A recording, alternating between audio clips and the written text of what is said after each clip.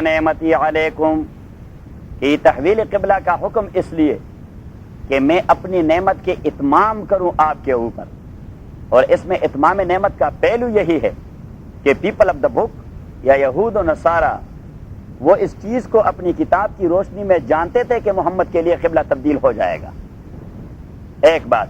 دوسرا، اتمام نعمت کا مفہوم یہی ہے کہ جب آپ ساری چیزوں میں ان سے علیحدہ ہو چکے ہیں تو قبلہ میں بھی ان سے علیحدہ ہو جائیں تاکہ ٹوٹلی اور کمپلیٹلی آپ ڈیفرینشیٹ ہو جائیں۔ یہ دوسری نعمت، اور جو سب سے اہم نعمت ہے تو وہ یہ ہے کہ ابھی تک بیت المقدس مرکز انسانیت تھا جس پر قبضہ تھا پہلے سے ان دو لوگوں کا، اور ان کا قبضہ ریموو کرنا یا وہ تصور لوگوں کے ذہن سے نکالنا بڑی مشکل بات تھی۔ تو اللہ کریم نے جب مرکز انسانیت کو محمدیین کے ہاتھ میں دینا چاہا تو مرکز انسانیت کو تبدیل کر دیا تاکہ اثر نو ایک نیو ڈیولپمنٹ ہو جائے۔ ابھی بات ذہن میں آئی؟ وَلِأُتِمَّ نِعْمَتِي عَلَيْكُمْ، اور اس لیے کہ میں اتمام نعمت کروں آپ لوگوں کے اوپر، وَلَعَلَّكُمْ تَهْتَدُونَ، وَلَعَلَّكُمْ تَهْتَدُونَ، اور اس لیے کہ آپ ہدایت پالیں، گائیڈنس پالیں۔ کَمَا أَرْسَلْنَا فِيكُمْ رَسُولًا، یہ ایک دوسرے، اللہ کریم نے فرمائی تحویل قبلہ والی نعمت تو چھوٹی نعمت ہے، میں نے اس سے بڑھ کر نعمت آپ کے اوپر کی ہے جو محمد کو آپ کے پاس بھجوایا ہے صلی اللہ علیہ وسلم۔ کما ارسلنا فیکم رسولا، جس طرح کے بھجوا دیا ہے ہم نے فیکم آپ کے اندر رسولا عظیم الشان پیغمبر، منکم آپ میں سے بنی اسماعیل ہیں۔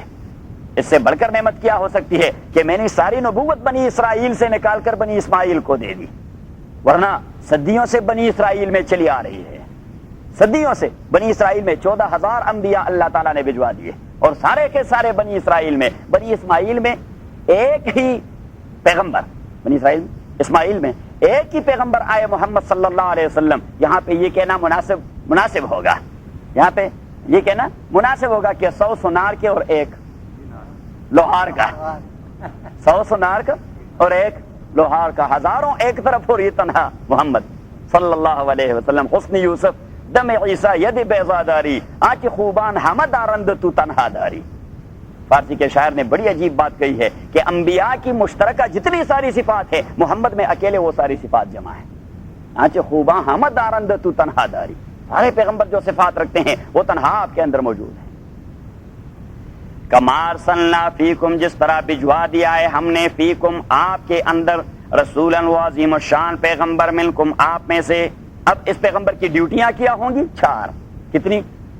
یتلو علیکم آیاتنا، کہ وہ تلاوت کروائے آپ کے اوپر ہماری آیات کی۔ تو پیغمبر کی سب سے پہلی ڈیوٹی قرآن کریم کی تصحیح، کہ قرآن کریم کو صحیح طور پہ پڑھا جائے۔ قرآن کریم کو پڑھنا ہے تو پھر صحیح طور پہ حضرت ام سلمہ رضی اللہ تعالی عنہا ام المؤمنین ہے، ہماری والدہ ہے سارے مسلمانوں کی، حضور کی بیوی ہیں، اس سے صحابہ نے پوچھ لیا، تابعین نے پوچھ لیا ان کے شاگردوں نے کہ حضور کے قراءت کا انداز کیسا تھا۔ ابو داؤد کے اندر حدیث ہے کانت قراءت رسول اللہ حرفن حرفن، حضور کا ایکسنٹ ایسا تھا کہ ہر ایک حرف اپنے اپنے مخرج سے اور اپنی اپنی جگہ سے نکلا کرتا تھا، اور پیچھے کھڑے ہوئے لوگ ایک ایک حرف کو ممیز اور ڈسٹنکٹلی وہ سنتے تھے، اتنا واضح قراءت فرماتے تھے۔ اور اللہ کریم نے فرمایا کہ ایھا المزمل قم اللیل الا قلیلا نصفہ او انقص منہ قلیلا او زد علیہ ورتل القرآن ترتیلا۔ اب ترتیل نام کس چیز کا ہے کہ قرآن کو آپ ترتیل سے پڑھیں؟ ترتیل نام اس چیز کا ہے کہ ہر ایک حرف اور ہر ایک الفابیٹ اپنے مخرج سے نکلے، جو اس کے لیے قراء اور مجودین نے اور عربی دانوں نے جو حصہ حلق کا یا منہ کا یا دانتوں کا یا زبان کا مختص کر دیا ہے، ہر ایک حرف وہاں سے نکلے، ایک لاؤڈلی نکلے، 2 جاذبیت کے انداز سے نکلے، 3 اور سافٹلی اسپیک کیا جائے۔ تو یہ 4 چیزیں جمع ہوں تو اس کو کہتے ہیں ترتیل۔ کیا کہتے ہیں؟ ترتیل۔ ہم قرآن پڑھتے ہیں پتہ نہیں ہوتا کیا غلط پڑھا کیا صحیح پڑھا، کیا غلط پڑھا اور کیا صحیح پڑھا۔ تو قرآن کی تصحیح یہ فرض عین ہے، ہر مسلمان کے لیے فرض عین ہے کہ وہ قرآن کریم کو صحیح طریقے سے، کیونکہ پیغمبر کی بنیادی ڈیوٹی تھی کہ قرآن کے الفاظ سکھائیں۔ اور دیکھیے نماز میں قرآن پڑھنا فرض ہے، قرآن پڑھنا فرض ہے۔ نماز کے کچھ شرائط ہیں اور کچھ ارکان ہیں، میں نے اس دن ساری نماز بتائی، آپ لکھ دیں صحیح۔ تو نماز کے کچھ ارکان ہیں، ارکان مینز دا فیکٹرز اور دا کنسسٹس اور دا اجزاء ترکیبی۔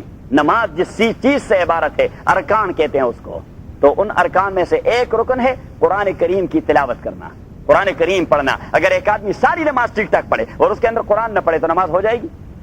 نہیں ہوتی۔ تو نماز کی فرضیت وہ صحت ڈیپینڈ کرتی ہے اور ادائیگی ڈیپینڈ کرتی ہے قرآن کریم کی تلاوت پر۔ تو اٹ مینز کہ قرآن کریم پڑھنا ضروری ہے اور صحیح طریقے سے پڑھنا ضروری ہے، پڑھنا ضروری ہے اور صحیح طریقے سے پڑھنا اور یہی وجہ تھی کہ مشرکین مکہ نے جب رسول پاک صلی اللہ علیہ وسلم پر اعتراض کر دیا کہ لولا نزل علیہ القرآن جملۃ واحدہ، کہ موسیٰ علیہ السلام کے پاس تورات تو یکمشت آئی، انجیل عیسیٰ کے پاس یکمشت آئی، زبور داؤد علیہ السلام کے پاس یکمشت آئی، صحیفہ ابراہیم اور نوح اور شیس علیہ السلام کے پاس یکمشت آئے ان ریٹن شیپ، تو محمد کے پاس قرآن ان ریٹن شیپ یکمشت کیوں نہیں آیا؟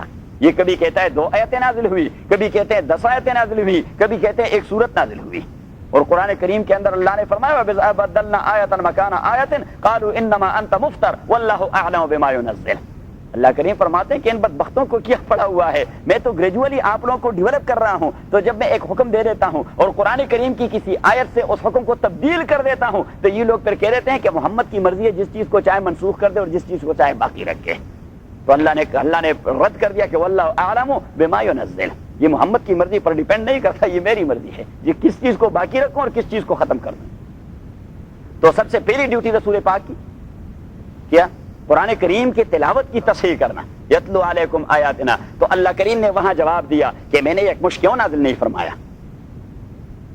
لولا نزل علیہ القرآن جملۃ واحدہ کذالک لنثبت به فؤادک ورتلناه ترتیلا۔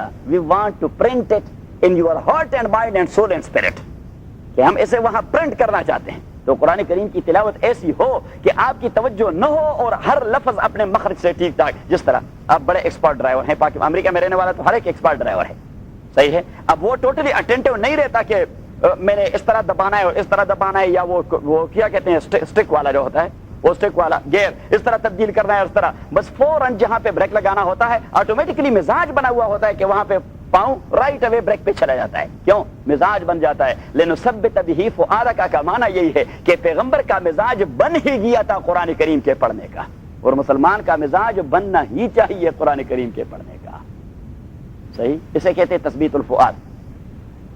ورتلناہ ترتیلا کما ارسلنا فیکم۔ تو آپ لوگ تفسیر کے ساتھ ساتھ میرے الفاظ کو بھی دیکھا کریں کہ میں جس طرح تلفظ کرتا ہوں وہ تلفظ آپ پک کرتے رہیں۔ کما ارسلنا فیکم رسولا منکم یتلو علیکم آیاتنا، اور جس چیز کی اہمیت آپ کے ذہن میں آ جائے تو پھر آپ اس کی تصحیح اور صحیح کرنے کی کوشش کریں گے۔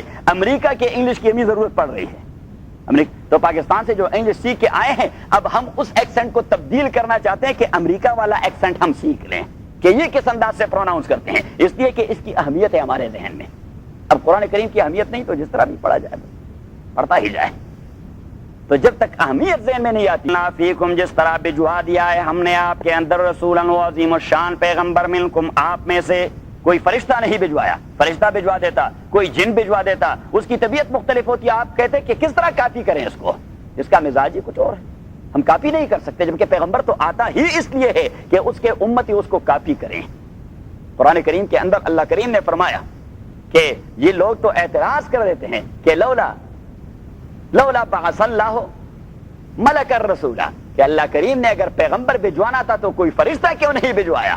تو اللہ کریم نے فرمایا قل لو کان فی الارض ملائکۃ مطمئنین لجعلنا ملکا رسولا، آپ ان کو ایک سیدھی سادی جواب دیں کہ اگر اس زمین پر بسنے والے فرشتے ہوتے تو میں فرشتہ ہی بھجوا دیتا۔ اتنا سیدھا جواب، اتنا سیدھا جواب اللہ تعالیٰ نے دے دیا کہ بالکل دانت توڑ دیے۔ انہیں کہہ دیجیے کہ اگر اس یہاں زمین پہ بسنے والے لوگ فرشتے ہوتے تو میں فرشتہ بھجوا دیتا، اور پیچھے فرمایا کہ جب یہاں انسان ہے تو وَلَوْ أَرْسَلْنَاهُ مَلَكًا لَجَعَلْنَاهُ رَجُلًا وَلَلَبَسْنَا عَلَيْهِمْ مَا يَلْبِسُونَ، اگر میں انیشیٹو ہی لے لیتا ان انسانوں کے لیے کہ میں فرشتہ بھجوا دوں تو ان کو تو کاپی کرنا ہے، فرشتوں کو کھانے کی ضرورت، ذرا زور سے، پینے کی ضرورت، شادی کی ضرورت، سوشیالوجی کی ضرورت، سماجی زندگی کی ضرورت، اور انہوں نے تو کاپی کرنا ہے پیغمبر کو زندگی کے تمام مجالات اور تمام میدانوں میں، تو میں نے پھر اس کی ماہیت کو کنورٹ کرنا تھا، اس کے نیچر کو تبدیل کرنا تھا، اور اس فرشتے کو میں نے انسان بنانا تھا، اور اگر میں فرشتے کو کنورٹ کر کے انسان بنا دیتا وَلَلَبَسْنَا عَلَيْهِمْ مَا يَلْبِسُونَ، تو یہ آج کا جو اعتراض ان کا ہے یہ اس وقت بھی ہوتا، تو میں نے انیشیٹو یہی لے لیا کہ انسان بھجوا دی۔ انداز سے اللہ تعالیٰ بات کرتا ہے، آگے آگے دیکھیے ہوتا ہے کیا، قرآن کریم میں آگے جائیے تو مزید مزے ہوتے جائیں گے. وَمَا أَرْسَلْنَا فِيكُمْ رَسُولًا مِّنْكُمْ يَتْلُو عَلَيْكُمْ آيَاتِنَا، جو تلاوت کریں گے آپ لوگوں کے لیے آیاتنا، ہماری آیات کو. تو قرآن کریم کے تلفظ کو صحیح کرنا یہ فرض عین ہے کہ قرآن کریم پڑھا جائے اور صحیح پڑھا جائے. دوسرا وَيُزَكِّيكُمْ وَيُزَكِّيكُمْ، یزکیکم تزکیہ. اب ایک ہے تطہیر، ایک ہے تزکیہ. تطہیر کا تعلق ہوتا ہے باڈی سے اور تزکیہ کا تعلق ہوتا ہے ہارٹ مائنڈ اینڈ سول سے، روح اور دل سے. جس پاکیزگی کا تعلق ہوتا ہے اس کے لیے عربی میں ٹرم ہے کیا؟ تزکیہ. بدن سے یا ویزیبل اور میٹیریل ٹائپ قسم چیزوں کی پیورٹی کا جو تعلق ہے اس کے لیے لفظ ہے تطہیر. کیا؟ تطہیر. جس طرح وضو کے بارے میں اللہ کریم نے فرمایا فیہ رجال، قباء میں رہنے والے لوگ ایسے عجیب لوگ ہیں یحبون ان یتطہروا، جن کو یہ چیز محبوب ہے کہ اپنے بدن کو صحیح طریقے سے پاک کر دے. وہاں یتطہروا تطہیر والا لفظ، واللہ یحب المطہرین. اللہ کریم نے فرمایا کہ جو بدن کو صاف رکھتے ہیں مجھے وہ زیادہ پسند ہوتے ہیں. جو بدن کو صاف رکھتے ہیں، کپڑوں کو صاف رکھتے ہیں، اپنے ڈائننگ ٹیبل کو صاف رکھتے ہیں، اپنے لیونگ روم کو صاف رکھتے ہیں، اپنے بیڈ روم کو صاف رکھتے ہیں، اپنے جوتوں کو صاف رکھتے ہیں. یہ کیا ہے؟ یہ بریف کیس کو صاف رکھتے ہیں، اس پیالے کو صاف رکھتے ہیں، جو اس کی بلانگنگز ہے. تو اللہ کریم فرماتے ہیں مجھے صفائی بڑی پسند ہے.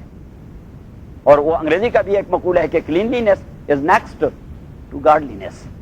Cleanliness is next to godliness. ایک ترجمہ تو لوگ یہ کرتے ہیں کہ عبادت کے بعد دوسرا مرتبہ طہارت کا ہے، جبکہ اصل ترجمہ یہ نہیں ہے. عبادت کا پری ریکویزٹ طہارت ہے.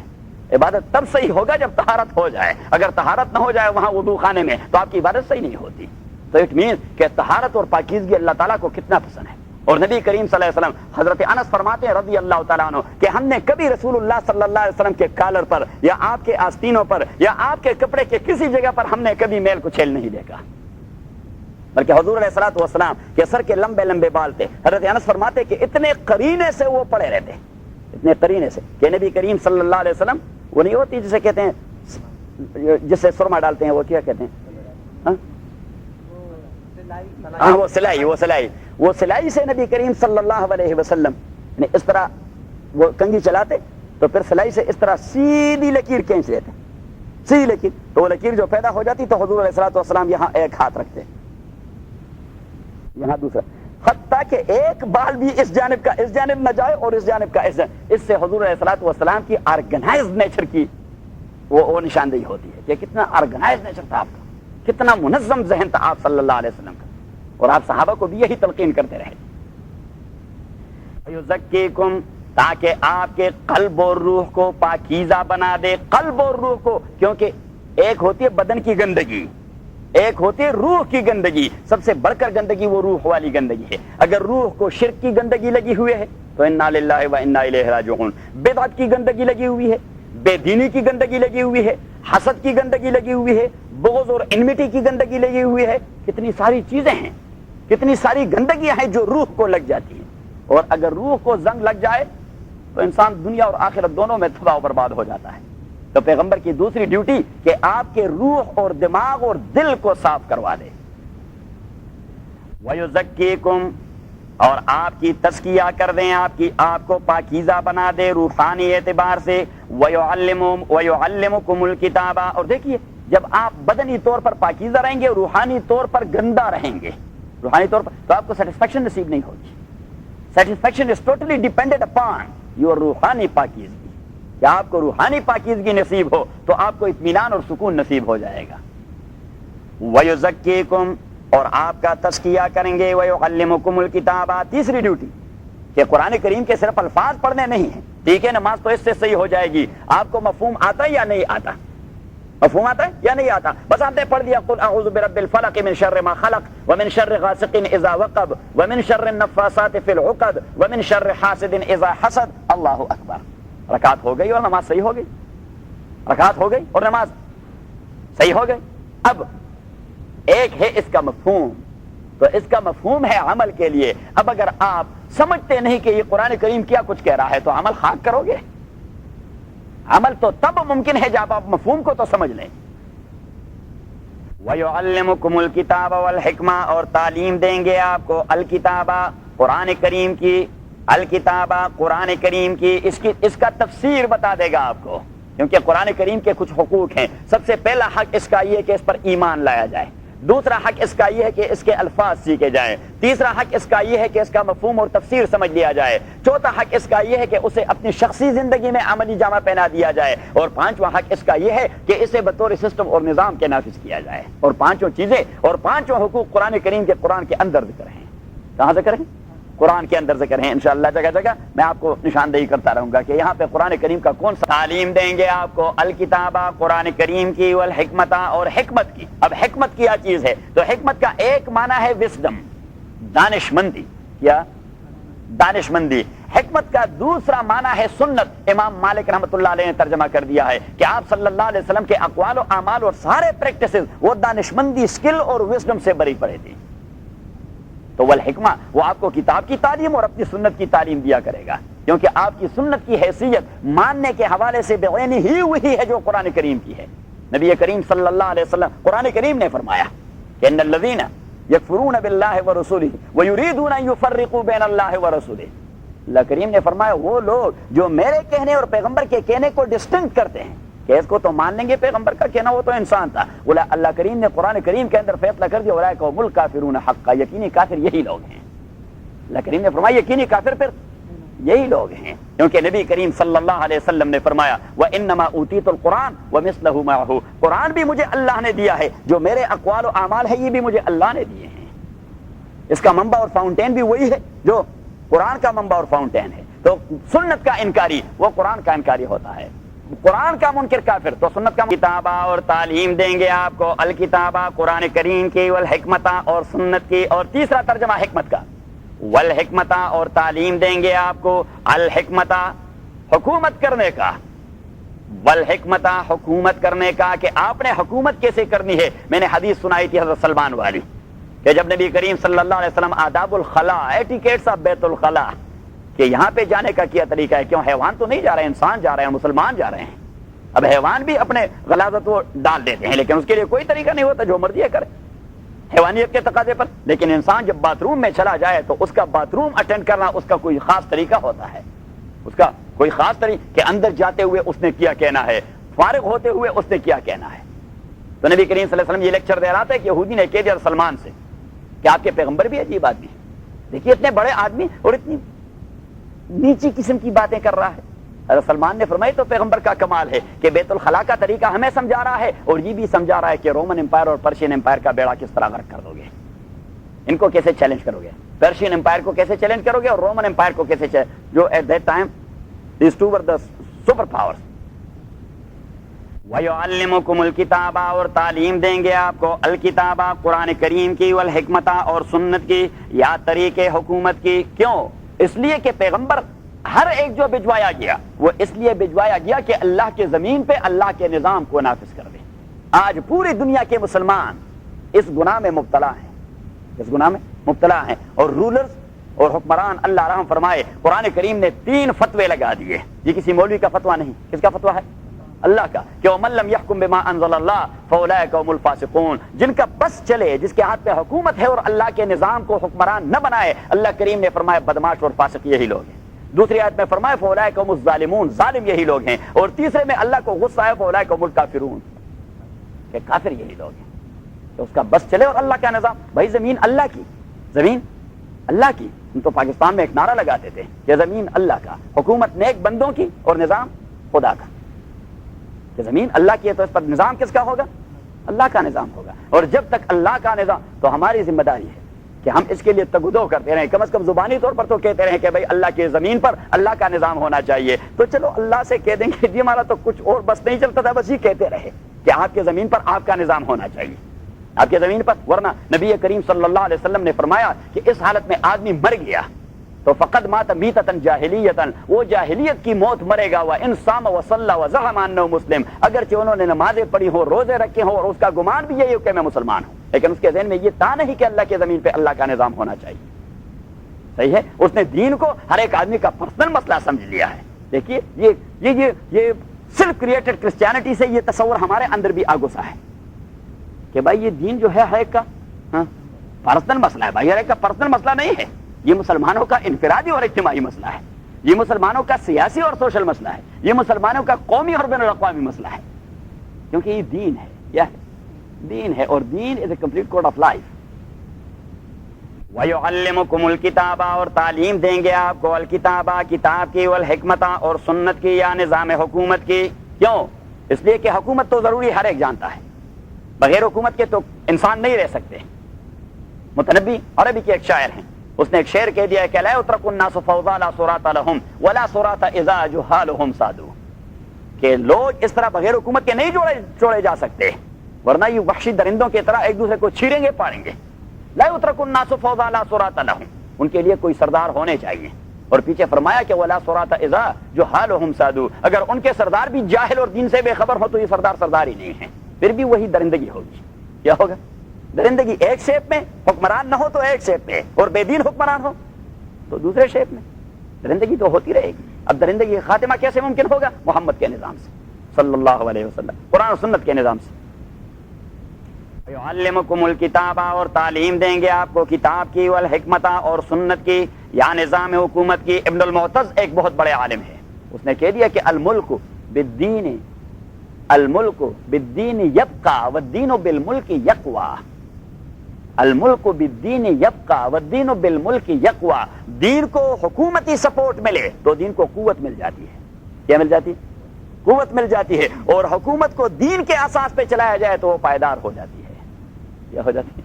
کیا خوبصورت بات کی ہے. یعلمکم الکتاب والحکمہ ویعلمکم ما لم تکونوا تعلمون، اور تعلیم دیں گے آپ کو ما ان چیزوں کا لم تکونوا کہ نہیں تھے آپ لوگ تعلمون اس کو جاننے والے. محمد کے آنے سے پہلے، اس کے آنے سے پہلے آپ ان چیزوں کو نہیں جانتے تھے. انہوں نے تو اس پیغمبر نے صلی اللہ علیہ وسلم آپ کو بین الاقوامی سیاست سے روشناس کروایا، ورنہ خود نہ تھے جو راہ پر اوروں کے راہبر بن گئے. کیا نظر تھی جس نے مردوں کو مسیحا کر دیا. حضرت عمر رضی اللہ تعالیٰ عنہ مکے کے ایک چراگاہ میں کھڑے ہیں، اپنے آپ کو مخاطب کر رہے ہیں، حج کے لیے جا رہے ہیں. مکہ کے ایک چراگاہ میں جب پہنچے، ساتھیوں سے کہہ دیا آپ یہاں انتظار کریں میں آ رہا ہوں. تو اس چراگاہ میں چلے گئے جہاں کسی زمانے میں وہ بکریاں چرایا کرتے تھے. تو وہاں اپنے آپ کو مخاطب کیا کہ عمر اپنے آپ کو پہچاننے کی کوشش کرو. آپ وہ عمر ہیں کہ یہاں آپ بکریاں لے آتے تھے تو آپ اتنے بیکار آدمی تھے کہ بکریاں ننگی پیٹ تک کے ماندے آپ واپس لے چلتے تو آپ کے باپ سے آپ کو مار پیٹ کرنی پڑتی کہ عمر تم بڑے ناکام گڈریا ہو، آپ کو بکریاں چرانا بھی نہیں آتا.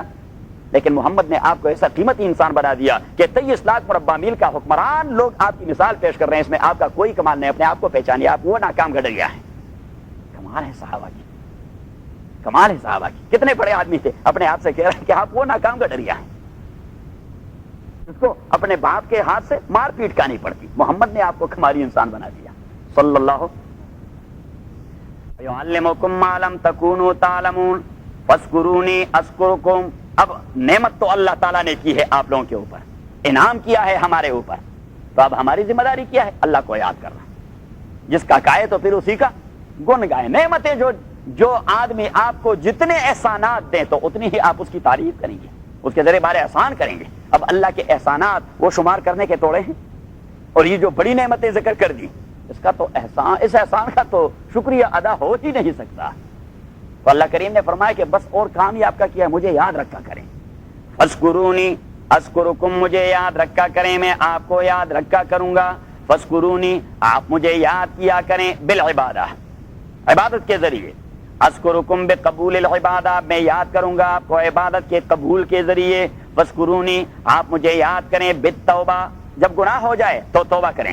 اذکرکم برفع الحوبہ، میں آپ کے ڈیبٹ سے اس کو ریموو کر دوں گا. میں بھی یاد کروں گا آپ کو، فرشتوں سے کہہ دوں گا ڈیبٹ سے نکال دیں اس نے توبہ کر دیا ہے. فاذکرونی بالدعاء، آپ مجھے یاد کریں ہاں دعا اور مانگنے کے ذریعے. اذکرکم بقبول الدعاء، میں آپ کو یاد کروں گا دعا کی قبولیت کے انداز پر، آپ کی دعا کو قبولیت دے دوں گا. یہ علیحدہ بات ہے کہ دعا کی قبولیت کے لیے شرائط ہیں، شرائط تو اپنے پورے کرنے ہوں گے. ہر ایک چیز کے لیے کچھ اپنے کنڈیشنز ہوتے ہیں، تو آپ کنڈیشن آپ نے پورے کر کہ آپ کا کھانا وہ حرام کا نہ ہو، آپ کا پینا وہ حرام. ورنہ ترمذی کے حدیث میں نبی صلی اللہ علیہ وسلم فرماتے ہیں کہ بعض اوقات ایک آدمی دعائیں کرتا رہے گا، قبولیت نہیں ہوگی، وہ شکوے کرے گا، خداوندہ میں مانگتا ہوں آپ دیتے نہیں. نبی کریم فرماتے ہو مسکنو حرام، جس گھر میں رہ رہا ہے حرام کا. وما کلو حرام، جو کچھ کھا رہا ہے حرام کا. وملبسو حرام، جو کچھ پہن چکا ہے وہ حرام کا. وغذی بالحرام، جو گوشت پوش اس کے بدن کا ہے وہ سارا حرام کا. فانا استجاب لہ، اب اس حرام اور کو شرم نہیں آتی کہ خدا سے مانگ بھی رہا ہے. تو پھر شکوے بھی کر رہا ہے کہ قبول نہیں کرتا.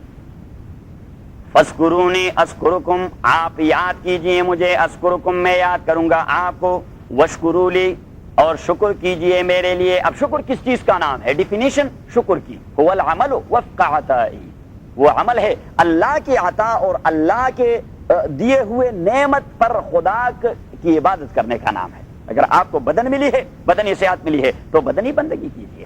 یعنی حدیث سنائی تھی آپ کو کہ نبی کریم صلی اللہ علیہ وسلم نے فرمایا انسانی بدن کے اندر 360 جوڑ ہیں، جوائنٹس ہیں، اور ہر ایک جوائنٹ ایک مستقل نعمت ہے. جوائنٹس نہ ہوتے بدن میں تو آدمی کس کام کا؟ یہ وامک الف کی طرح یا اسپیلر کی طرح اس طرح سیدھا کھڑا ہوتا، نہ بیٹھ سکتا تھا، نہ قلم پکڑ سکتا تھا، نہ قرآن کریم پکڑ سکتا تھا، نہ کاپی سکتا تھا، بس اس طرح ایک.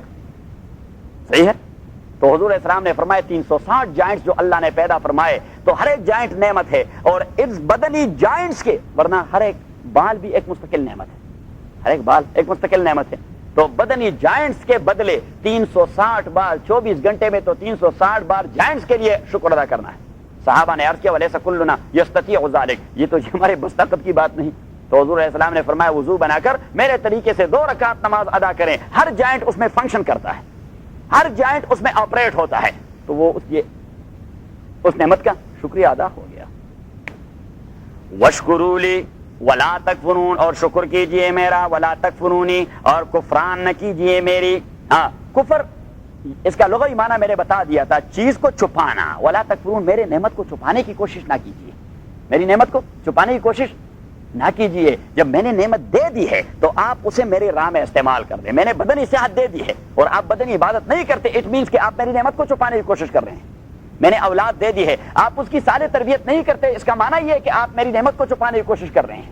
صحیح؟ میں نے مال دے دیا ہے، آپ میرے راہ میں خرچ نہیں کرتے، اس کا معنی یہ کہ میری نعمت کو چھپانے کی کوشش کر رہے ہیں. تو ولا تکفرون، آپ چھپانے کی کوشش نہ کیجیے. یا ایھا الذین آمنوا استعینوا بالصبر والصلاۃ. اب آپ لوگ جو اتنے واضح کنفرنٹیشن پہ آ گئے کہ مرکز انسانیت کو بھی آپ لوگوں نے تبدیل کروا دیا، یروشلم سے مکہ معظمہ لے کے گئے. دنیاوی سیادت اور دنیاوی حکمرانی اور دنیاوی لیڈرشپ بنی اسرائیل سے کہاں چلی گئی؟ بنی اسماعیل کو. کہاں چلی گئی؟ بنی اسماعیل کو. تو اب یہ لوگ تو مزید کنسپیریسی کریں گے آپ کے خلاف. اب آپ لوگوں سے لڑنے جھگڑنے پر آمادہ ہوں گے، آپ کو مروائیں گے، قتل کرائیں گے.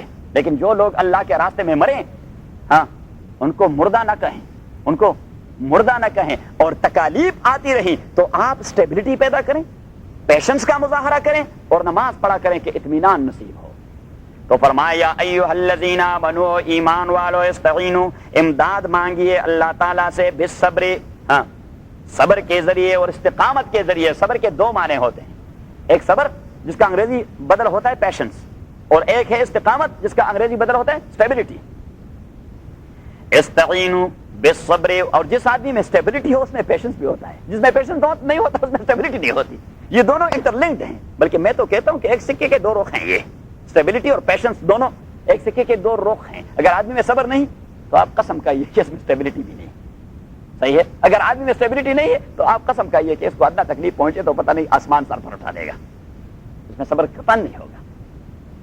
تو یا ایھا الذین آمنوا استعینوا، دیکھیے قرآن کریم ایک ایک ٹرم جو استعمال کرتا ہے نا، کمال کا ٹرم استعمال کرتا ہے. دریا کو کوزے میں، دریا کو کیا دنیا بھر کے سارے سمندروں کو ایک چھوٹے سے بوتل میں بند کر دیتا ہے، ایک لفظ میں بند کر دیتا ہے. یا ایھا الذین آمنوا، او ایمان والو، استعینوا، امداد مانگیے اللہ تعالیٰ سے، بالصبر، صبر کے ذریعے، والصلاۃ، اور نماز کے ذریعے. نماز آدمی کو سکون دے دیتا ہے. حضرت عائشہ فرماتی ہیں رضی اللہ تعالی عنہا، کان النبی صلی اللہ علیہ وسلم اذا حزنہ امر بادر الی الصلاۃ، کہ حضور علیہ الصلوۃ والسلام پہ جب کوئی تکلیف آ جاتی جس سے اس کے دماغ پہ بوجھ پڑتا تو آپ صلی اللہ علیہ وسلم فوراً وضو بنا کر نماز پڑھنا شروع کر دیتے ہیں. اور حضور نے فرمایا حبب الی من دنیاکم ثلاث، او میرے ساتھیو یہ آپ کی جو دنیا ہے، حضور نے اسے اپنا دنیا نہیں کہہ دیا، فرمایا مالی والی دنیا، میرا دنیا کے ساتھ کیا تعلق ہے. تو فرمایا حبب، یہ آپ کی جو دنیا ہے اس میں مجھے 3 چیزیں بڑی پسند ہیں. کیا؟ 3 چیزیں مجھے بڑی پسند ہے. الطیب، ایک مجھے پرفیوم بہت پسند ہے، حضور نے فرمایا صلی اللہ علیہ وسلم پرفیوم مجھے بڑے پسند ہے. اور دوسرا والنساء، بیویوں سے اچھا سلوک کرنا مجھے بڑا پسند ہے. وجعلت قرۃ عینی فی الصلاۃ، اور میری آنکھوں کی ٹھنڈک وہ نماز کے اندر ہے. آنکھوں کی ٹھنڈک، ہاں، وہ نماز کے اندر ہے. ان اللہ مع الصابرین، اللہ تعالیٰ ساتھ ہے صبر کرنے والوں کا. تو ساتھ تو تمام لوگوں کا ہے، لیکن کسی کو تپڑ مارنے کے لیے اور کسی کو کچھ دینے کے لیے. صحیح ہے. میں نے آپ کو سنا دیا کہ ایک ہوتا ہے پولیس کا ہونا مجرم کے ساتھ کہ اس کے ہاتھ پیچھے باندھ دیتے ہیں اور اگر وہ ادھر ادھر کرتا ہے تو دھکا بھی دے دیتے ہیں, ڈنڈا بھی مار دیتے ہیں. اور ایک ہوتے ہیں کلنٹن کے ساتھ, اس کو بھی تھپڑ مارتے ہیں, اسکاٹ دیتے ہیں, کیا دیتے ہیں, احترام دے دیتے ہیں. تو اللہ کریم فرماتے ہیں کہ کفار کے ساتھ بھی میں ہوں لیکن تھپڑ مارنے کے لیے, صحیح ہے, اور صابرین کے ساتھ بھی ہوں اعانت کرنے کے لیے. وَلَا تَقُولُوا لِمَن يُقْتَلُ فِي سَبِيلِ اللَّهِ اموات, اور نہ کہیے لمن ان لوگوں کے بارے میں یقتلوا جو قتل کیے جاتے ہیں فی سبیل اللہ اللہ کے راستے میں, جو قتل کیے جاتے ہیں اللہ کے راستے میں, انہیں کیا نہ کہیے اموات کہ وہ مردے ہیں, وہ مردے ہیں. جس طرح عام لوگ مرتے ہیں وہ بھی مرے نہیں, ہرگز نہ میرا کے دل زندہ شد بعشق سب تستبر جرید ہے عالم دوام ماں. فرماتے ہیں کہ جن لوگوں کا دل محمد عشق اور الہی عشق سے زندہ ہوتا ہے وہ مر کے زندہ ہو جاتے ہیں. وہ پنڈت ہری چند اختر نے اپنے اس غزل میں یہ بھی کہہ دیا کہ زندہ ہو جاتے ہیں جو مرتے ہیں حق کے نام پر. کیا کہا؟ ہندو نے کہہ دیا کہ زندہ ہو جاتے ہیں جو مرتے ہیں حق کے نام پر. اللہ اللہ, موت کو کس نے مسیحا کر دیا, اسے کمال کر دیا ہے. لیکن دیکھیے ایمان تو اللہ کی دین ہے, ایمان اللہ کی دین ہے. وَلَا تَقُولُوا لِمَن يُقْتَلُ فِي سَبِيلِ اللَّهِ اموات, اور نہ کہیے ان لوگوں کے بارے میں جو شہید ہو جاتے ہیں اللہ کے راستے میں اموات, انہیں مردے نہ کہیے, بل احیاء بلکہ وہ زندے ہیں اللہ کے ہاں, وَلَٰكِن لَا تَشْعُرُونَ لیکن آپ احساس نہیں کر سکتے. آپ کو اس لیے کہ ان کی دنیا کوئی اور ہے, ان کی دنیا ہی دوسری ہے, تو آپ کو اس دنیا کے زندگی کا کوئی احساس نہیں ہوتا اس دنیا کی. اور میں نے مثال بتا دی تھی کہ اب ہاں عالم برزخ کہ برزخ میں ایک مردے کو راحت بھی نصیب ہوتی ہے اور ایک مردے کو عذاب بھی دیا جاتا ہے. اب اگر آپ قبر کھولے تو وہاں نہ عذاب کا کوئی تصور ہے اور نہ راحت کا کوئی تصور ہے. میں نے قادر شاہ صاحب رحمۃ اللہ علیہ مستقل چیپٹر اس پر باندھ دیا ہے, مستقل چیپٹر لکھ کے اپنی کتاب کے اندر کہ اس عذاب اور راحت کا تصور. ایک تو یہ کہ جب پیغمبر نے کہہ دیا تو آمنا وصدقنا, اس میں تو کوئی عقل اپلائی کرنے کی کوئی گنجائش ہے نہیں. اگر آپ پیغمبر کے قول پر عقل اپلائی کریں گے دیٹ از کالڈ کفر, کفر اسی چیز کا نام ہے. صحیح. ایک اور دوسری بات کہ حضرت شاہ صاحب اللہ علیہ فرماتے ہیں کہ آپ نے سوئے ہوئے بندے کو تو دیکھا ہوگا, آپ کے ساتھ قریب ہی اس کی چارپائی یا بیڈ پڑا ہوا ہے, وہ یکایک حواس باختہ اٹھ کھڑا ہوگا, اوف یا اللہ شکر, بھائی کیا ہوا؟ بھائی میں تو بیڑا غرق ہو گیا.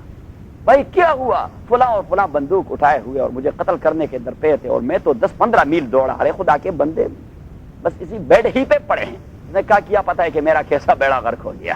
تو مقصد تو عذاب کا ہوتا ہے تکلیف پہنچانا, تو وہ تکلیف پہنچتا رہتا ہے اسے, اسی طرح وہ راحت پہنچتا رہتا ہے اسے. کبھی آدمی کوئی اچھا سا خواب دیکھ لیتا ہے, دن بھر وہ خوش و خرم رہتا ہے, کیسا رہتا ہے ہاں, کیونکہ یہ جو خواب ہوتا ہے نا یہ بدن کو اس طرح موٹیویٹ کرتا ہے, بدن کو اس طرح جس طرح زندگی کیا جاگے ہوئے ایک آدمی کو جو چیز موٹیویٹ کرتا ہے ہاں تکلیف کے احساس پر یا راحت کے احساس پر, اس طرح یہ خواب دیکھنا اور ڈریم اور ویژن یہ بھی آپ کو اس طرح موٹیویٹ کر دیتا ہے.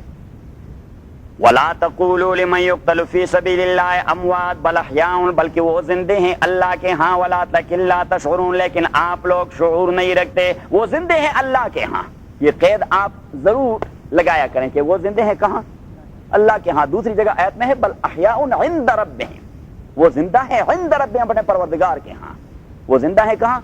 اپنے پروردگار کے ہاں. آپ کا ان کے ساتھ کوئی ایسا تعلق نہیں ہونا چاہیے کہ بابا مجھے یہ دے دیں اور بابا مجھے یہ دے دیں اور بابا آپ مجھے مدد دیں اور بابا آپ مجھے مدد دیں. مدد صرف دے گا اللہ تعالیٰ. ہم تو بزرگوں کے قبروں پر پھر میلے لگا دیتے ہیں اور شامیانے لگا دیتے ہیں اور پتہ نہیں یار سے گلاب سے غسل لے دیتے ہیں اور کیا کچھ کرتے ہیں. انا للہ و انا, کرے غیر اگر بت کی پوجا تو کافر اور جو ٹہرائے بیٹا خدا کا تو کافر, مگر مومنوں پر کلی ہے گرا.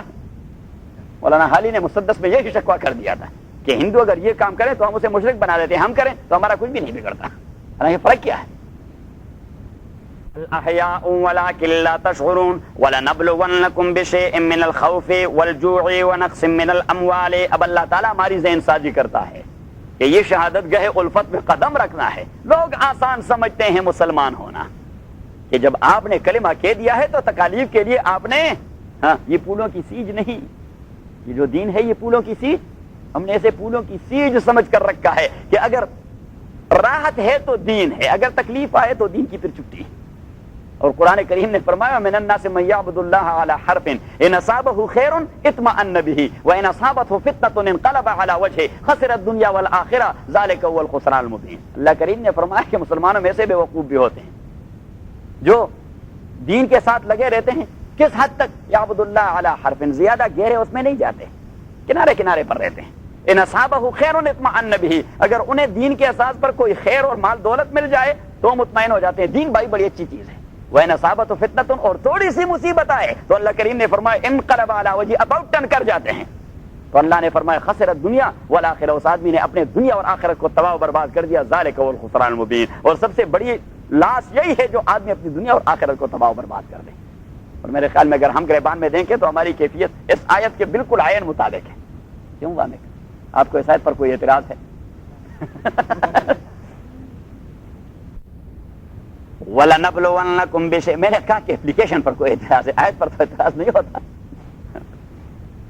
وَلَنَبْلُوَنَّكُمْ بِشَيْءٍ مِّنَ الْخَوْفِ وَالْجُوعِ وَنَقْصٍ مِّنَ الْأَمْوَالِ وَالْأَنفُسِ وَالثَّمَرَاتِ وَلَنَبْلُوَنَّكُمْ، اور میں آزمائش کروں گا آپ لوگوں کے اوپر۔ کن کے اوپر؟ مسلمانوں کے اوپر۔ کس کے اوپر؟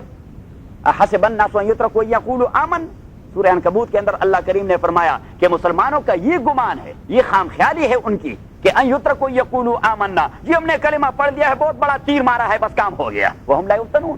نہیں، آپ لوگوں نے ٹیسٹ اور ٹرائل سے گزرنا ہوگا قدم بقدم۔ اگر گویم مسلمانم بالارزم کہ دانم مشکلات لا الہ رہا، علامہ نے فرمایا کہ اگر کہتا ہوں کہ مسلمان ہے تو بدن پہ لرزہ طاری ہو جاتا ہے، کیونکہ مجھے لا الہ کے تقاضے معلوم ہیں، مجھے لا الہ کے کہ یہی لا الہ نماز کے وقت آپ کو نماز میں بلاتا ہے، لیکن کسوا کے مجاہدین جو تکلیف پہ ہیں تو آج یہی لا الہ ہمیں اس کے لیے بھی بلاتا ہے کہ ان کو کوئی سپورٹ ہم نہیں دے سکتے، کیونکہ ابھی تک ہم مجاہد تو بنے نہیں، ہم مجاور قسم کے لوگ ہیں، مسلمان مجاہد بنے نہیں۔ ورنہ دنیا میں کسی مسلمان کو تکلیف پہنچے اور تمام مسلمان یک زبان و یک آواز ہو کر اس کو سپورٹ نہ دے، یہ ایمان اللہ کے نزدیک اللہ کہ اللہ مہربانی فرمائے۔ ورنہ اس کی قبولیت، کیونکہ نبی کریم صلی اللہ علیہ وسلم نے تمام دنیا کے بسنے والے مسلمانوں کو ایک باڈی کے آرگنز کہہ دیا، اور بلکہ فرمایا المومن للمومن کالبنیان یشد بعضہ بعضا۔ یہ جو بلڈنگ کھڑا ہوا ہے، یہ بلڈنگ کس چیز کی کمبینیشن ہے؟ اس کے تمام، چاہے اس کا جو خسیس سا پارٹ ہو اس کی بھی اس کمبینیشن میں اہمیت ہے، اور تبھی بلڈنگ بن گیا ہے جب یہ چیزیں ایک دوسرے کے ساتھ جڑ گئی۔ تو حضور علیہ الصلوۃ والسلام نے فرمایا کہ مسلمان اگر بلڈنگ کے پارٹ کی طرح ایک دوسرے کے ساتھ جڑے نہیں ہوئے تو ابھی تک ان کا ایمان نہیں بنا۔ raw material then, not finished goods or finishing goods۔ کیوں ہے مندی صاحب؟ ایسا ہی ہے۔ وَلَنَبْلُوَنَّكُمْ بِشَيْءٍ مِّنَ الْخَوْفِ وَالْجُوعِ وَنَقْصٍ مِّنَ الْأَمْوَالِ وَالْأَنفُسِ وَالثَّمَرَاتِ وَلَنَبْلُوَنَّكُمْ، اور ہم اپنا ایک آئی کیو بنا دیتے ہیں ایک محدود پیمانے پر۔ For example I am hailing from Pakistan, اب پاکستان میں مسلمانوں کو کوئی تکلیف ہو کفار کی طرف سے، صحیح، تو میں نے تمام دنیا کے مسلمانوں کو اس کرائیٹیریا پر پرکھنا ہے کہ اس نے کشمیر کے متعلق کچھ کہا کہ نہیں کہا۔ اگر کوئی بڑا عالم آیا اور کشمیر کے متعلق کچھ نہ کہا، چاہے اس نے بہت ساری باتیں دین کے متعلق، بھائی کشمیر کے مسلمان، بھائی کشمیر تو نہیں ہے، کشمیر ہے، فلسطین ہے، کسو ہے، جو اہمیت آپ کی نظر میں کشمیر کا ہے وہ کسی دوسرے کے نظر میں فلسطین کا ہوگا، کسی تیسرے کے نظر میں افغانستان کا ہوگا۔ آپ تو قوی مسلمان تب بنیں گے جب کشمیر، فلسطین، کسووا، بوسنیا، چوچنیا اور جو تمام صومالیہ اور ان تمام کو یکمش کر کے ان کی تکلیف کو ایک ہی جانے کہ یہ تمام مسائل میرے مسائل ہیں۔ لَنَبْلُوَنَّكُمْ بِشَيْءٍ مِّنَ الْخَوْفِ وَالْجُوعِ وَنَقْصٍ مِّنَ الْأَمْوَالِ، ابتلا کریں گے، آزمائش کریں گے آپ لوگوں پر، بِشَيْءٍ، تھوڑی سی، شیئن، ہاں تھوڑی سی، من الخوف، تھوڑے سے ڈر سے، تھوڑا سا ڈر آ جائے گا، کیا؟ تھوڑا سا ڈر، کتنا؟ تھوڑا سا، والجوع، اور تھوڑا سا بھوک آ جائے گا، امبارگو لگ جائے گا، کیا؟ ہاں امبارگو لگ جائے گا، کوئی سینکشنز لگ جائیں گے۔ وَلَنَبْلُوَنَّكُمْ بِشَيْءٍ مِّنَ الْخَوْفِ وَالْجُوعِ، تھوڑے سے بھوک کے ذریعے، وَنَقْصٍ مِّنَ الْأَمْوَالِ، اور تھوڑی سی نقصان اموال میں، مال میں تھوڑی سی نقصان ہو جائے گی، وَالْأَنفُسِ، اور تھوڑی سی تکلیف آپ کے بدن میں، بیماری آ جائے گی، وَالثَّمَرَاتِ، اور تھوڑی سی تکلیف آپ کے اولاد میں، وَبَشِّرِ الصَّابِرِينَ۔ لیکن آپ نے کیا کرنا؟ وہ پہلی والی آیت کہ یا ایھا الذین آمنوا استعینوا 153 بالصبر والصلاۃ، کہ ایسے معاملات میں آپ نے کس چیز کا مظاہرہ کرنا؟ صبر اور اسٹیبلٹی کا، صبر و استقامت کا۔ وبشر الصابرین، خوشحالی کی خبر دیجئے صبر کرنے والوں کو۔ صبر کرنے والے کون ہیں؟ الذین یہ وہ لوگ ہیں اذا اصابتهم مصیبت جب پہنچ جائے انہیں کوئی مصیبت، اذا اصابتهم مصیبت جب پہنچ جائے انہیں کوئی مصیبت، چھوٹی ہو یا بڑی ہو، قالو وہ کہہ دیتے ہیں، الفاظ کے حوالے سے نہیں عقیدے کے حوالے سے، ان کا عقیدہ یہ ہوتا ہے کہ انا للہ، یہ مال کیا چیز ہے، یہ اولاد کیا چیز ہے، یہ بھوک کیا چیز ہے، یہ ڈر اور خوف کیا چیز ہے، یہ پراپرٹی اور مال کیا چیز ہے، انا للہ ہم اللہ کے ہیں۔ دیکھیے اب یہ عقیدہ بن جاتا ہے جب آدمی یہ کہے، تکلیف پہنچ جائے اور وہ کہے یہ بھائی کیا چیز ہے، ہم خود، ہماری جان یہ خود ہماری نہیں، یہ کس کی ہے؟ یہ اللہ کی، ہم تو اللہ کے ٹرسٹیز ہیں۔ تبھی تو سوئسائڈ کو شریعت نے جرم قرار دیا، خودکشی کو شریعت نے جرم کر، آپ کا مال آپ کا مال ہے، آپ کا مال آپ کا مال ہے، لیکن یہ آپ کا ایسا مال نہیں کہ جو دل چاہے تو وہ کرتا رہے، subject to the approval of Allah and Muhammad صلی اللہ علیہ وسلم۔ شریعت کے اپروول کے اساس پہ آپ نے لگانا ہے، اگر آپ نے اسے غیر شرعی کاموں میں لگایا تو مال بھی آپ کا اور عذاب بھی آپ کو مل جائے گا، اس لیے کہ آپ ٹرسٹی ہیں اللہ تعالیٰ کے، در حقیقت مالک ہر شے خداست، یہ امانت چند روزہ نزد ماست۔ فارسی کے ایک شاعر نے کہہ دیا کہ در حقیقت مالک ہر شے خداست، یہ امانت چند روزہ نزد ماست، کہ یہ تو چند روز کی امانت ہے جو ہمارے ہاتھوں میں تما دی گئی ہے، اب ہمارے مرنے کے بعد ہمارا بیٹا تیار کرا ہے وہ امانت اس کے ہاتھ میں، دین ہی ول بی دی ٹرسٹی۔ اس طرح مسجد کا مسئلہ ہوتا ہے، کل جمیل صاحب صدر تھے، آج وامق صدر ہیں یا اظہر صاحب صدر ہیں، پرسوں ترسوں کوئی اور صدر ہوگا، یہ کسی کی باپ کی جاگیر تو نہیں، such is the case of your own property. آج آپ اس کے ٹرسٹی ہیں اور tomorrow your son will be the trustee, and day after tomorrow your grandson will be the trustee. صحیح، آپ اس کے مالک توڑے ہیں، در حقیقت مالک ہر شے خداست، یہ امانت چند روزہ نزد ماست۔ تو اس امانت کو آپ نے کس طرح ڈسپوز آف کرنا ہے؟ جس طرح تو نہیں آ رہی، اچھا ٹھیک ہے جونکے مونکے آ جاتے ہیں، نیند نہیں آتی۔ یہ ہم سبق پڑھ رہے تھے دارالعلوم میں، شیخ الحدیث صاحب وہ بخاری پڑھا رہے تھے، تو ایک چیپٹر میں کہ نبی کریم صلی اللہ علیہ وسلم سے پوچھا گیا کہ ای الاعمال احب الی اللہ، اللہ کے نبی اللہ کو سب سے محبوب عمل کون سا ہے؟ تو حضور علیہ الصلوۃ والسلام نے اس صحابی کو جواب دیا نماز۔ ایک دوسرا صحابی روایت کرتے ہیں دوسرے موقع پر آپ صلی اللہ علیہ وسلم سے پوچھا گیا کہ سب سے بہترین عمل کون سا ہے؟ تو حضور علیہ السلام نے فرمایا الجہاد فی سبیل اللہ، اللہ کے راستے میں جہاد کرنا۔ ایک تیسرے موقع پر کسی صحابی نے حضور علیہ الصلوۃ والسلام سے پوچھ لیا بہترین عمل کون سا ہے؟ حضور علیہ السلام نے فرمایا بر الوالدین، والدین کے ساتھ احسان کرنا۔ ایک چوتھے موقع پر کسی اور صحابی نے پوچھ لیا یہ سب سے بہترین عمل کون سا ہے؟ حضور علیہ الصلوۃ والسلام نے فرمایا صدقہ، غریبوں پر صدقے کرنا، اپنے مال کا کچھ حصہ نیڈی اور پورس کو دینا۔ تو شیخ الحدیث صاحب تمام احادیث کو تطبیق کر رہا تھا کہ یہ مختلف جوابات کیوں ہیں، تو ایک تطبیق آپ نے فرمائی اس لیے کہ جو آدمی آیا تھا یا تو اس میں اس عمل کی کوتاہی تھی تو حضور علیہ الصلوۃ والسلام اسے ترغیب دلانا چاہتا تھا، اس کے ذہن میں اس کی پرائرٹی اور ترجیح پیدا کرنی تھی، ترغیب دے رہا تھا، یا یہ کہ وہ آدمی اس عمل سے کمٹ پڑھ لیے تو بہت بڑا ثواب ملے گا، نہیں بھائی نفل کا کوئی ثواب نہیں، چلو میدان میں چلے جاؤ، آج کا تقاضا پھر یہی ہے۔ صحیح ہے، تو شیخ الحدیث صاحب یہ تصدیق کر رہے تھے، اور ایک طالب علم وہ اس طرح شیخ الحدیث صاحب 500-600 طالب علم ہم ہوتے، اب یہ جو علماء ہوتے ہیں ان کے تمام شاگردوں پر نظر ہوتے ہیں چاہے سینکڑوں کی تعداد میں ہی کیوں نہ ہو، تو شیخ الحدیث صاحب نے فوراً اس کو پرکھ لیا، اس طالب علم کو، اس کا نام لے کر بیٹھے، میں نے کیا کہہ دیا ابن مسعود کو نبی کریم صلی اللہ علیہ وسلم نے فرمایا الصلاۃ للہ، اللہ کے لیے نماز پڑھنا سب سے بہترین عمل ہے، جبکہ عبداللہ ابن عمر سے کہہ دیا کہ الجہاد فی سبیل اللہ، تو 4 احادیث آئی ہیں باب میں، تطبیق کیا ہے، وہ بس ہکا بکا ہو گیا، ہکا بکا۔ تو شیخ الحدیث صاحب نے کہا کہ بچے آپ کہاں بیٹھے تھے؟ اس نے کہا جی یہاں بیٹھا تھا۔ اس نے کہا نہیں آپ کی باڈی کا ذکر نہیں کر رہا، آپ کی روحانی پرواز کہاں تھی؟ اس نے کہا جی یہاں۔ اس نے کہا نہیں اگر یہاں تھے تو پھر بتائیں نا، نہیں تھے یہاں، ذرا بتائیں کہاں تھے؟ اس نے کہا جی میں آج صبح جب اپنے گاؤں سے آ رہا تھا تو وہاں سڑک پہ ایک پل گر گیا تھا اور بسوں کو اتنی تکلیف ہو رہی تھی کہ کھیتوں میں نیچے جا کر پھر واپس وہ 2-3 بس وہاں پہنچ چکے تھے، تو میری ذہن میں یہ بات گم رہی کہ یہ پل کب بنے گا۔ اب نوید کو کبھی نیند کا جھونک آ جاتا ہے اور کبھی کہتا ہے کہ تم مصیبہ، وہ لوگ جنہیں پہنچ جائے کوئی بھی مصیبت چھوٹی ہو یا بڑی، تو وہ کیا کہتے ہیں؟ انا للہ، وہ کہہ دیتے ہیں کہ تحقیق ہم اللہ کے لیے ہیں، وَإِنَّا إِلَيْهِ راجعون، اور تحقیق ہم اسی اللہ کے جانب لوٹنے والے ہیں، ہم سب اللہ کے ہیں، اللہ کے ہاں لوٹنے والے ہیں۔ تو جو چیز لوٹ گئی اللہ کے ہاں تو ہم نے اس پر کیا چیخ و پکار کرنی ہے۔ ٹھیک ہے، درد آدمی کو ہو جاتا ہے، بدن کی تکلیف پر، مال کی تکلیف پر، اولاد کی تکلیف پر، لیکن اس پر چیخ و پکار کرنا اور شکوے شکایات کرنا، بھائی آپ نے اللہ کیا شکوے کرنا ہے؟ آپ نے اللہ کیا، اللہ نے آپ کے ساتھ کون سی زیادتی کی؟ اگر آپ کی باڈی کی تکلیف ہے ٹھیک ہے، آپ سے برداشت نہیں ہو سکتی، لیکن یہ باڈی بھی آپ کی تو نہیں، تو اللہ کی ہے۔ آپ کی اولاد میں کوئی تکلیف آپ نے فیس کر لی تو یہ اولاد بھی آپ کی تو نہیں، یہ تو اللہ کی ملکیت ہے، آپ کی پراپرٹی یہ ساری اللہ کی ملکیت ہے۔ ذرا حقیقت مالک ہر شے خدا سے۔ وصفی فارسی کا شعر سب سے بہترین ہے کہ یہ امانت چند روزان نماز۔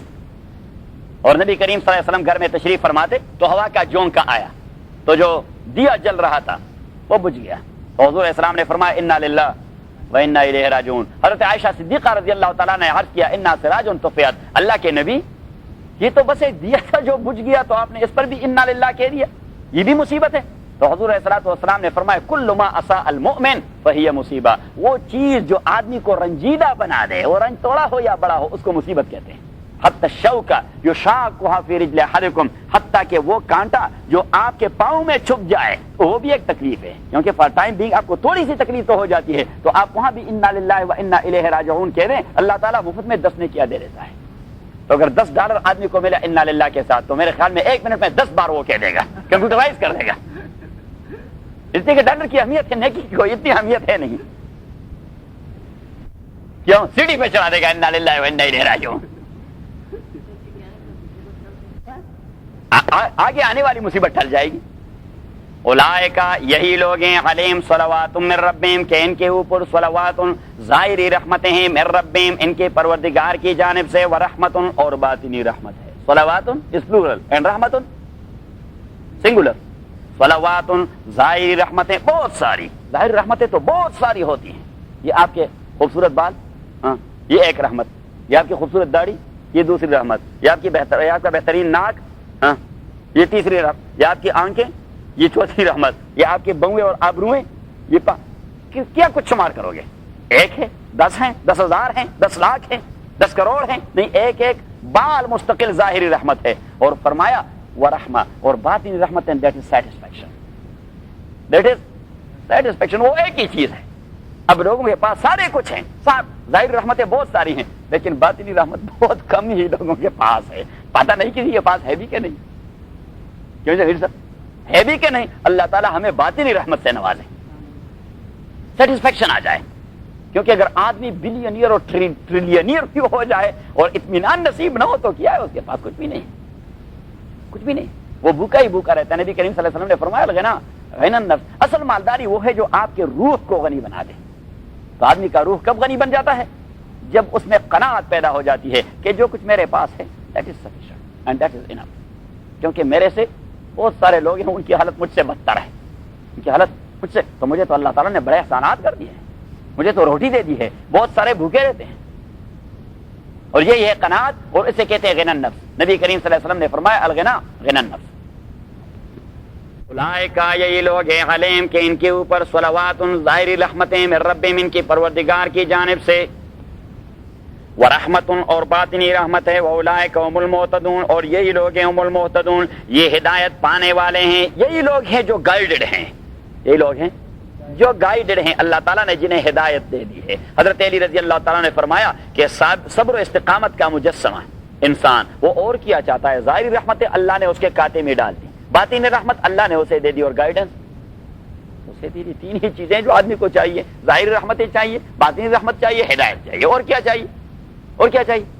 بس ان الصفا والمروہ من شعائر اللہ۔ اب یہاں تک بات تھی تحویل قبلہ کی اور اس کے متعلقات کی، تحویل قبلہ کی اور اس کے متعلقات کی۔ کفار مکہ، جس طرح آپ کو معلوم ہے اور میں نے کہہ دیا کہ مشرکین مکہ یہ بھی حضرت ابراہیم علیہ الصلوۃ والسلام کے فالو کرنے کے دعوے دار تھے، تو جو ابراہیم کے دین کے کچھ چیزیں ان کی پاس تھی اسے فالو کرتے رہے، یہ حج وہ بھی کرتے رہے، عمرے بھی کرتے رہے، بیت اللہ کا طواف بھی کرتے رہے، اس انداز سے کرتے رہے کہ ننگے ہو کر، مادرزاد ننگے ہو کر، مرد اور عورتیں مادرزاد ننگے ہو کر، کوئی کپڑا بدن پر نہیں، کہ ان کپڑوں میں ہم نے بہت ساری معصیتیں اور گناہ کی ہیں، ہمیں شرم آتی ہے کہ یہ کپڑے پہن کر اللہ کے گھر کے گردا گرد وہ چکر لگائیں، اللہ کے گھر کے گردا گرد وہ چکر لگائیں۔ اچھا، اب حضرت ہاجرہ وہ بھی صفا مروہ کے درمیان دوڑی تھی، یہ لوگ بھی دوڑتے رہے، لیکن خدا کے بندوں نے وہاں صفا پر ایک مورتی رکھی تھی اصاف کے نام سے، ایک آئیڈل رکھا تھا اصاف کے نام سے، اور وہاں دوسرا اسٹیچو رکھا تھا نائلہ کے نام سے، ایک کا نام تھا اصاف اور دوسرے کا نام تھا نائلہ، تو دوڑتے تھے اس کے درمیان، یا اصاف یا نائلہ، یا اصاف یا نائلہ، کیونکہ تم بہت سارے خدا تھے نا، بہت سارے ڈپو تھے وہاں ان کے، ہاں تو ایک ڈپو ہولڈر وہاں اصاف تھا اور دوسرا ڈپو ہولڈر وہاں مروا پر نائلہ تھا. صفا کو دوڑتے تو یا اصاف کہتے اور مروا کو دوڑتے تو یا نائلہ کہتے کہ ہماری مشکلات کا ازالہ کر دیں. اب شریعت اسلامیہ نے ابراہیم اور ہاجرہ کی اصل سنت کو تو برقرار رکھا، اصاف اور نائلہ کو ہٹا دیا، صحیح، لیکن صدیوں تو وہی کام وہاں جاری رہا تھا. تو کچھ مسلمانوں کو وہ کلک ہو رہی تھی کہ یہ کوئی وہ مصیبت تو نہیں جو ہم شرک کے زمانے میں کر رہے تھے. لیکن کبھی کبھار آدمی کو کچھ شبہ پیدا ہو جاتا ہے، کچھ شبہ پیدا، تو اللہ کریم نے کلیئر کر دیا اس مسئلے کو کہ نہیں، یہ شبہ ختم ہونا چاہیے. اور شبہ بھی منافقین ڈالتے تھے ان کے ذہن میں کہ یہ مصیبت تو وہی نہیں تقریباً، یہ تو اس کو کنٹینیوٹی ہے. تو اللہ کریم نے فرمایا نہیں، ان الصفا والمروہ من شعائر اللہ، تحقیق صفا والمروہ اور مروہ من شعائر اللہ، یہ اللہ کی نشانیوں میں سے ہیں. شعائر یہ جمع ہے شعیرہ کا، شعیرہ کا معنی ہے سائن، کیا سائن، یہ نشانیاں ہیں اللہ تعالیٰ کی. الصفا والمروہ من شعائر اللہ، تحقیق صفا اور مروہ من شعائر اللہ، یہ نشانیاں ہیں اللہ تعالیٰ کی. اب نشانیاں، جس کی نشانیاں ہوتی اتنی عظیم ہوتی ہیں جتنی وہ قوت عظیم ہوتی ہے جس کی نشانی ہوتی ہے. اب یہ دیکھیے فور سٹاف کی جو نشانیاں لگی ہوتی ہیں تو وہ کیا ہے، ایک ٹن کا ٹکڑا ہے وہاں لگا ہوا ہے، پتہ نہیں کوئی 25 سینٹ پر بھی نہیں خریدے گا 25 سینٹ پہ، لیکن اگر آپ نے وائلیٹ کر دیا تو $100 کا ٹکٹ مل جائے گا. کتنے کا؟ $100 کا، کیونکہ وہ سائن وہ ٹن کا ٹکڑا نہیں، وہ ٹریفک پولیس کو اور ان کے رولز اور لاز کو ریپرزینٹ کرتی ہے. اللہ کریم نے فرمایا کہ صفا پہاڑی ہوگی اور مروہ بھی پہاڑی ہوگی، but these are the signs of Allah سبحانہ و تعالی. تو یہ اتنی عظیم ہے یہ سائنس جتنے اس کے مالک عظیم ہے. صحیح. تو فرمایا ان الصفا، تحقیق صفا والمروہ اور مروہ من شعائر اللہ، یہ اللہ کی نشانیوں میں سے ہے. فمن حج البیتا، پس جو آدمی حج البیتا حج کرے بیت اللہ کا، او اعتمرا یا عمرہ کرنے جائے، حج یا عمرہ، فلا جناح علیہ ان یطوف بہما، پس نہیں کوئی گناہ اس کے اوپر، ان یطوف بہما کہ وہ سعی کر دے، دوڑے. طواف کا معنی ہے درمیان دوڑنا، طواف کا معنی ہے اصل میں ارداگرد چکر لگانا. تو یہاں آپ صفا سے شروع ہو جائیں گے مروہ تک، اور مروہ سے شروع ہو جائیں گے صفا تک، صفا سے شروع ہو جائیں گے مروہ تک، مروہ سے شروع ہو جائیں گے صفا تک. یہ طواف کی صورت ہے. اس طرح 7 پھیرے لگانے ہیں آپ نے. کیا لگانے ہیں؟ 7 پھیرے لگانے ہیں. ہاں صحیح کہتے ہیں. فمن حج البیتا، پس جو حج کرنے چلا جائے بیت اللہ کا، ویتمرا یا عمرہ کرے، فلا جناح علیہ، نہیں کوئی گناہ اس کے اوپر، ان یطوف بہما کہ وہ سعی کرے، بہما ان دونوں کے درمیان. ومن تطوع خیرا، اور جس نے تطوع یہ تو کا معنی ہے رضامندی ظاہر کرنا. کیا؟ رضامندی. ومن تطوع خیرا، جس نے خیر کے لیے جتنی رضامندی ظاہر کر دی، خیر کے کام کے لیے جتنی رضامندی ظاہر کر دی، اس لیے یہ نفل کو تطوع کہتے ہیں شریعت میں. نفل عبادت جو ہے، نماز ہو، روزہ ہو، صدقہ ہو، جو کچھ ہے، اسے کیا کہتے ہیں؟ تطوع، کہ آپ نے دلی رضامندی ظاہر کر دی ہے خیر کے لیے. ومن تطوع خیرا، اور جس نے دلی رضامندی ظاہر کر دی خیرا کسی خیر کے لیے، فإن اللہ، تو تحقیق اللہ تعالی، شاکرون اس کا شکر قبول کرنے والا ہے. یہ دیکھیے وہی ڈیفینیشن یہاں اپلائی ہو گئی کہ شکر نام کس چیز کا ہے؟ کہ جو نعمت اللہ نے دی ہے اسے اللہ کے لیے صرف کرنا. تو اللہ کریم نے فرمایا کہ جس نے خیر کو کھلے دل سے قبول کر لیا، فإن اللہ شاکر، تو اللہ کریم اس کے شکر کو قبول کرنے والا ہے، علیم، اور اس کے نیت کو جاننے والا ہے. کیونکہ آپ کو جو ثواب ملے گا وہ نیت کے اساس پر. میں نے $1000 دیے ہوں گے کسی خیر کے کام میں، جمیل بھائی نے $5 دیے ہوں گے، میری نیت میں زیادہ خلوص نہیں ہوگا، کوئی پرسٹیج کے لیے دیا ہوگا کہ $1000 اس نے دے دیے، اور جمیل صاحب نے خالص اللہ کے لیے دیے ہوں گے. اب اللہ کریم جو ثواب دے دیتا ہے وہ نیت کے اساس پہ دے دیتا ہے. وہاں قیامت میں جو ریوارڈ ملے گا اس کے 5 کا زیادہ ہوگا، میرا 1000 کا لٹل بٹ، تھوڑا سا. یہ ہے علیم کا مفہوم. فإن اللہ، تحقیق اللہ تعالیٰ، شاکرون کے شکر کو قبول کرنے والا ہے، علیم، اور جاننے والا ہے ان کی نیت کے اخلاص کو. ان الذین یکتمون ما انزلنا من البینات، ان الذین یکتمون ما انزلنا من البینات. اب یہ اعتراضات کون کر رہے تھے؟ پیپل آف دا بک. کون؟ پیپل آف دا بک. تو اللہ کریم فرماتے ہیں کہ میں نے تو انہیں کتابیں دی تھی، یہ ساری چیزیں ان کتابوں میں کلیئر کٹ موجود ہیں، وہ کیوں چھپاتے ہیں؟ تو انہیں تخویف دے دیتا ہے، وارننگ دے دیتا ہے. کیا دیتا ہے؟ فرمایا ان الذین تحقیق وہ لوگ یکتمون ما انزلنا من البینات جو چھپا دیتے ہیں ما وہ چیزیں انزلنا جو ہم نے نازل کی ہیں من البینات ظاہری احکام، بینات مانا کلیئر کٹ احکام، والہدا اور ہدایت اس کو چھپا دیتے ہیں، احکام کو اور ہدایت کو چھپا دیتے ہیں، من بعد ما بینا اس کے بعد جو میں نے واضح کر دیا ہے للناس انسانوں کو فی الکتاب نازل شدہ کتاب میں، تو جو لوگ اسے چھپاتے ہیں اولئک یہی لوگ یلعنہم اللہ لعنت کرے گا ان کے اوپر اللہ تعالیٰ، ویلعنہم اللاعنون اور لعنت کرے گا ان کے اوپر لعنت کرنے والے۔ تو یہ مسئلہ یہ خاص نہیں ہے پیپل آف دا بک کے لیے، ہر وہ آدمی جو کتاب اللہ کا کوئی مسئلہ جانتا ہو اور کسی مسئلہ کے پیش نظر اسے چھپاتا رہتا ہو تو یہی حکم اس کے لیے کہ اولئک یلعنہم اللہ ویلعنہم اللاعنون، کہ لعنت کرنے والے بھی اس پر لعنت کہیں گے۔ اور لعنت کرنے والے کون ہوتے ہیں؟ اللہ کے ملائکے۔ اللہ کا ملائکہ وہ کہتا ہے کہ لعنت ہو آپ پر، تف ہو آپ پر، پیغمبر کے منبر پر کھڑے ہو کر حق کو چھپا رہے ہو، بدبخت آپ کو شرم نہیں آتی، اور اللہ بھی کہتا ہے کہ لعنت ہو آپ پر۔ تو جب اللہ کہے کہ لعنت ہو آپ پر تو اللہ بچائے، اللہ بچائے۔ جب اللہ کے فرشتے کہے کہ لعنت ہو آپ پر، اللہ بچائے۔ ایک بار پھر ان الذین تحقیق وہ لوگ یکتمونا جو چھپا دیتے ہیں ما انزلنا من البینات وہ جو ہم نے نازل کر دیا ہے من البینات کلیئر کٹ احکام، والہدا اور گائیڈنس، من بعد ما بینا للناس فی الکتاب اس کے بعد جو میں نے واضح کر دیا ہے للناس لوگوں کے لیے فی الکتاب قرآن کریم میں یا تورات اور انجیل میں، اور یہ لوگ چھپا دیتے ہیں اسے۔ اولئک تو یہ جو وارننگ ہے یہ مولویوں کے لیے ہے۔ کس کے لیے ہے؟ کیونکہ وہی ہی جانتے ہیں نا، غیر مولوی تو نہیں جانتا۔ اولئک یہی لوگ یلعنہم اللہ لعنت کرے گا ان کے اوپر اللہ تعالیٰ، ویلعنہم اللاعنون اور لعنت کرتے ہیں ان کے اوپر لعن بھیجنے والے، الا الذین ہاں اب بھی وقت ہے، صبح کا بولا اگر شام کو گھر آئے ہاں تو بولا نہیں کہا جا سکتا، صبح کا بولا اگر شام کو گھر آ جائے، اللہ کریم نے فرمایا ابھی بھی وقت ہے توبہ کرے، اگر کل تک آپ نے چھپایا آج ہی سے شروع کریں آج ہی۔ لیکن ایک مسئلہ ہے کہ جرم آپ نے جس انداز کا کیا ہو توبہ اسی انداز کا ہوگا۔ اگر آپ نے جرم تنہائی میں کی ہو تو توبہ بھی آپ تنہائی میں کریں، لیکن اگر آپ نے جرم سوسائٹی میں ویزیبل کر دیا ہو تو توبہ بھی آپ نے ویزیبلی کرنا ہوگا، تاکہ ان لوگوں کو پتہ لگ جائے جو آپ کے گناہ سے مطلع ہیں، ان کو آپ کے توبے کا بھی پتہ لگ جائے، آپ کے پشیمانی اور ندامت کا بھی پتہ لگ جائے۔ الا الذین مگر وہ لوگ تابو جو توبہ کر دیتے ہیں، وہ اصلحوا اور توبہ کرنے کے بعد اپنے عمل کی اصلاح کر جاتے ہیں۔ توبے کا یہ معنی ہے، یہ نہیں ہے کہ آج بس اب پشیمان ہیں ہم، اچھا اب پشیمان ہے اور کل پھر اگر موقع مل گیا تو پھر آپ وہی خباثت کریں گے، تو یہ تو توبہ نہیں، تو اللہ کے ساتھ آپ مذاق کر رہے ہیں، یہ اللہ کے ساتھ آپ مسخرے کر رہے ہیں، یہ جوک کر رہے ہیں آپ۔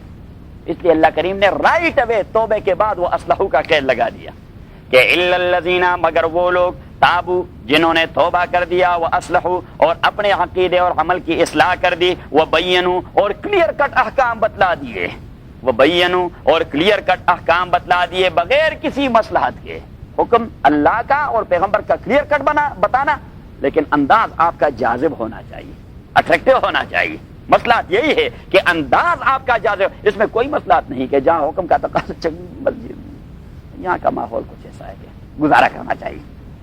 بھائی کیا گزارا کرنا چاہیے؟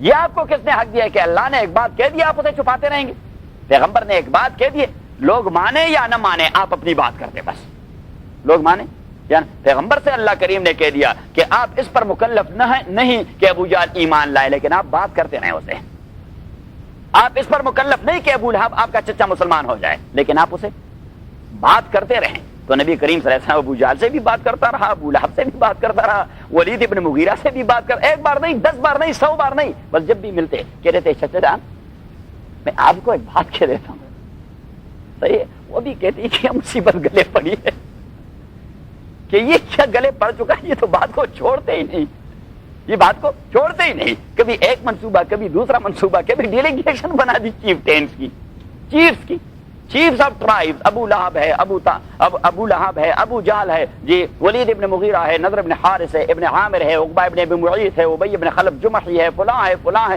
یہ سارے ہاؤس آف دا لارڈس کے ممبر تھے، لارڈس کے ہاؤس کے ممبر تھے جو ریپرزینٹ کرتے تھے اپنے قبیلے۔ بڑا جرگہ لے کر ابو طالب کے پاس آئے، کیونکہ ابو طالب he was the guardian, he was the one who supported رسول اللہ صلی اللہ علیہ وسلم، تو اس کے پاس آئے کہ اس کو جی سمجھائے یہ ہمارے لیے بڑی مصیبتیں، اور نوجوان جو ہیں اس نے گمراہ کر دی، نوجوان اس کے ہتھے چڑھ گئے ہیں، وہ گمراہ ہو گئے، تو ابو طالب نے نبی کریم صلی اللہ علیہ وسلم کو بلایا اور کہہ دیا کہ بیٹے یہ آپ کے قوم کے بڑے ہیں، یہ آپ کے قوم کے بڑے ہیں، آپ کے چچائے ہیں اور پتہ نہیں کیا ہے اور کیا ہیں، یہ آئے ہیں کہ کچھ اگر آپ اپنے انداز میں نرمی پیدا کریں، کہ آپ کا ٹون بڑا ہارش اور ہارڈ ہے۔ نبی کریم صلی اللہ علیہ وسلم نے فرمایا کہ میرے اللہ نے میرے متعلق کہہ دیا ہے اگر میرا ٹون ہارش اور ہارڈ ہوتا تو بلال حبشہ کو چھوڑ کر میرے پاس نہ رہتا، زید یمن کو چھوڑ کر اپنے باپ کو چھوڑ کر میرے پاس نہ رہتا، سلمان فارس کو چھوڑ کر میرے پاس نہ رہتا۔ یہ تو میرا ٹون جو ہے وہ ہارش اور ہارڈ نہیں، بڑی لینینٹ ہے۔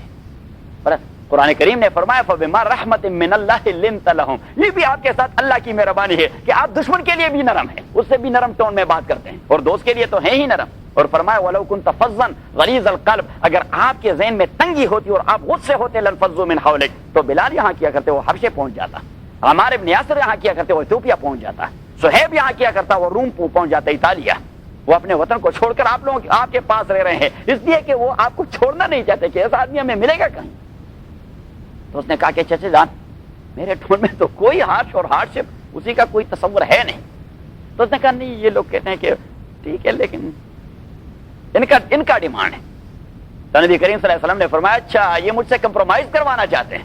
تو فرمایا فواللہ، چچا جان خدا کی قسم، لو وضعوا فی احدى کفی الشمس وفی الاخرى القمر، اگر یہ میرے ایک ہاتھ میں، دنیا تو چھوڑیے یہ دنیا جو ان کے کنٹرول میں ہے، اگر اللہ والی دنیا ہیونلی باڈیز، یہ سورج لا کے میرے ایک ہاتھ میں رکھے اور چاند لا کر میرے دوسرے ہاتھ میں رکھے، بات میری وہی ہوگی جس کے لیے مجھے اللہ نے بھجوا دیا ہے۔ اور فرمایا کہ چچا جان اگر آپ کو میری وجہ سے تکلیف ہو رہی ہے، ان چیفٹینس کو آپ نہیں فیس کر سکتے، تو میں آپ کا شکریہ ادا کر کے آپ کے گھر کو چھوڑ رہا ہوں۔ ابو طالب بھی جاندار آدمی تھے، اس نے اپنے بھائی سمیت تمام کو کہا کہ نکلو باہر نکلو، اور اسے کہا بیٹے جو چاہے کرتے رہو میں ہوں۔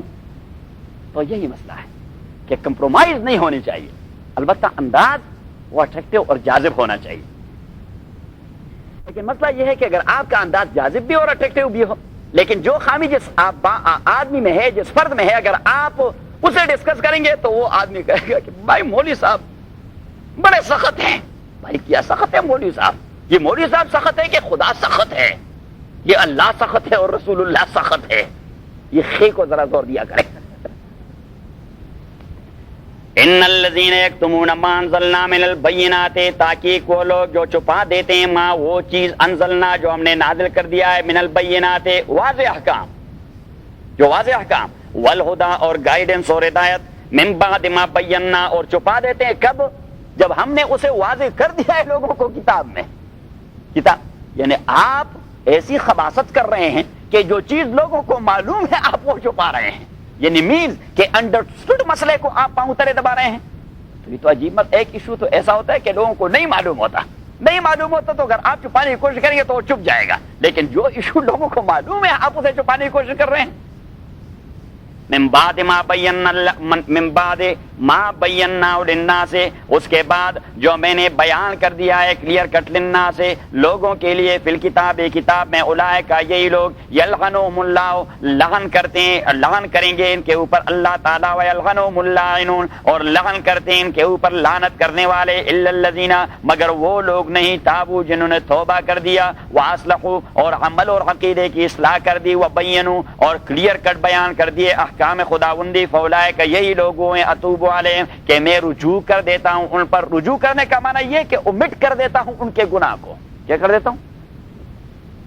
اولئک اتوب علیہم وانا التواب الرحیم، اور میں توبہ قبول کرنے والا اور مہربان ہوں۔ ان الذین تحقیق وہ لوگ کفروا جو کفر کر چکے، وماتوا اور مر گئے ہیں، وہم کفار اس حالت میں کہ وہ کافر تھے، جو کفر کر چکے ہیں اور مر گئے ہیں اس حالت میں کہ وہ کافر تھے، اولئک یہی لوگ علیہم لعنت اللہ ان کے اوپر اللہ کی لعنت ہے، والملائکہ فرشتوں کی لعنت ہے، والناس اجمعین اور انسانوں کی تمام کی لعنت ہے ان کے اوپر، خالدین فیہا ہمیشہ ہوں گے یہ اس لعنت میں، لا یخفف عنہم العذاب تخفیف نہیں کی جائے گی، لائٹ نہیں کی جائے گی ان سے عذاب میں کوئی تخفیف نہیں کی جائے گی، لا یخفف کوئی تخفیف نہیں کی جائے گی ان سے عذاب میں، ولا هم ينظرون اور نہ انہیں مہلت دی جائے گی، اس میں کوئی انٹرول بھی نہیں ہے۔ اللہ کریم نے فرمایا کہ ایسا بھی نہیں کہ آپ وہ ذرا بٹن نیچے لے آئیں، کہ اسپیڈ ذرا عذاب کا کم ہو. اس نے کہا کہ اسپیڈ بھی کم نہیں ہو رہا, اور ایسا بھی نہیں کہ لو جی موٹر گرم ہو گیا وہ ذرا آف کر دے تھوڑی دیر کے لیے. اللہ کریم نے فرمایا نہ موٹر گرم ہوگا اور نہ اس کی اسپیڈ میں کمی آئے گی, وہ عذاب والا موٹر پر چلتا رہے گا. اللہ بچائے, اللہ بچائے. کیسا عجیب عذاب کا تصور دے دیا کہ اس میں کوئی انٹرول اور پیریڈ اور سٹاپ اوور بھی نہیں ہے, اور اس میں اسپیڈ کم کرنا بھی نہیں. لا یخفف عنہم العذاب, تخفیف نہیں کی جائے گی ان سے عذاب میں, ولا هم ينظرون, اور نہ انہیں مہلت دے دی جائے گی. وَإِلَٰهُكُمْ إِلَٰهٌ وَاحِدٌ, اب اللہ کریم نے فرمایا سارے مسئلے اپنی جگہ لیکن توت والی بات, سارے مسئلے اپنی جگہ, لیکن اللہ کریم نے فرمایا بہت سارے مسئلے چھیڑ لیے. توت والی بات وہ یاد رکھے, that is the base, that is the original issue. توحید, کیا توحید. تو یہ کون سی بار ہے؟ چوتھی بار. کون سی بار ہے؟ چوتھی بار.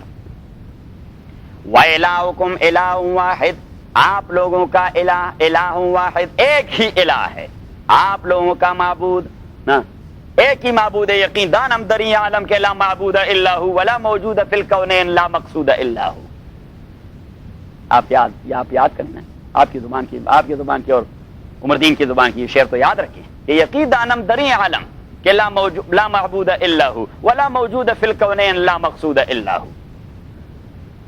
وَإِلَٰهُكُمْ, اور آپ لوگوں کا الہ معبود الہ واحد, ایک ہی الہ ہے. خطاب کن سے؟ مسلمانوں سے, کہ آپ لوگوں کا معبود ایک ہی معبود ہے. جو آپ کے علاوہ دوسرے لوگ ہیں ان کے تو بہت سارے معبود ہیں. ان کے خوشی کا ایک معبود اور غمی کا دوسرا معبود, بچے کا تیسرا معبود اور بیوی کا چوتھا معبود. جی موٹر کے لیے کوئی پانچواں معبود اور گھر کے لیے کوئی چھٹا معبود. انہوں نے تو بالکل یہ ڈیلیگیشن آف پاور کر دیا ہے. یہ اللہ کریم نے ڈیلیگیٹ کر دیا ہے پاور, یہ ڈپو فلاں کے پاس, یہ ایجنسی فلاں کے پاس, اور یہ ایجنسی فلاں کے پاس, اور مسلمانوں کی ساری ایجنسیاں اللہ کے پاس. وَإِلَٰهُكُمْ إِلَٰهٌ وَاحِدٌ, اور آپ لوگوں کا معبود الہ واحد, ایک ہی معبود ہے. لا الہ, نہیں کوئی معبود, الا ہو, مگر وہی ایک ہی ہے. الرحمن, جو مہربانی کرنے والا ہے, الرحیم, رحم کرنے والا ہے. اب جہاں بھی اللہ تعالیٰ توحید کا دعویٰ کر جاتا ہے تو وہاں اس کے پیچھے دلائل لے آتا ہے. کیا آرگیو کر دیتا ہے, اسے کیا کر دیتا ہے؟ آرگیو. تو یا سائنس بتا دیتا ہے یا پھر دلائل اور آرگومنٹس لے آتا ہے. تو یہاں پھر سائنس لے آیا. کیا لے آیا؟ Visible science. کیا سرکمسٹانشل ایویڈنس یا میٹیریل ایویڈنس یا فزیکل ایویڈنس, وہ یاد رکھا کریں. سرکمسٹانشل ایویڈنس یا فزیکل ایویڈنس یا میٹیریل ایویڈنس, فزیکل ایویڈنس. تو یہ فزیکل ایویڈنس توحید کے لیے کہ اللہ ایک ہے. کیوں؟ آسمانوں کو دیکھیے اور زمین کو. ان فی خلق السماوات, تحقیق فی خلق السماوات, تحقیق فی خلق السماوات, آسمانوں کے پیدا کرنے میں, والارض, اور زمین کے پیدا کرنے میں, واختلاف اللیل والنہار, اور دن رات کے آنے جانے میں, واختلاف اللیل والنہار, اور دن رات کے آنے جانے میں.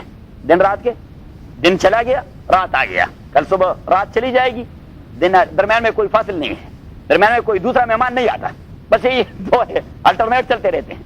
واختلاف اللیل والنہار, اور دن رات کے آنے جانے میں, والفلک التی تجری فی البحر بما ينفع الناس, والفلک, اور ان شپ اور بوٹس میں, التی, وہ شپ اور بوٹس, تجری فی البحر, جو چلتے ہیں, فی البحر, اوشن اور سمندر میں, بما, ان تجارت کے اموال کے ساتھ, ینفع الناس, جو فائدہ دے دیتا ہے انسانوں کو. اب اللہ کریم نے فرمایا کہ دنیا کے انسانوں کو سب سے زیادہ فائدہ وہ سمندری تجارت کے ذریعے ہوگا. اللہ کریم نے فرمایا یہ شپ جو اوشن میں چلتے ہیں یہ بھی اللہ کی قدرت کی نشانیاں ہیں.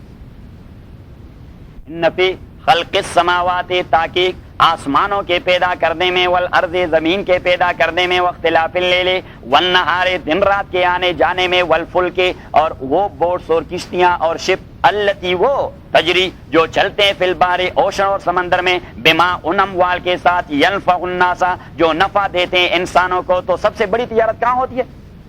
سمندر میں.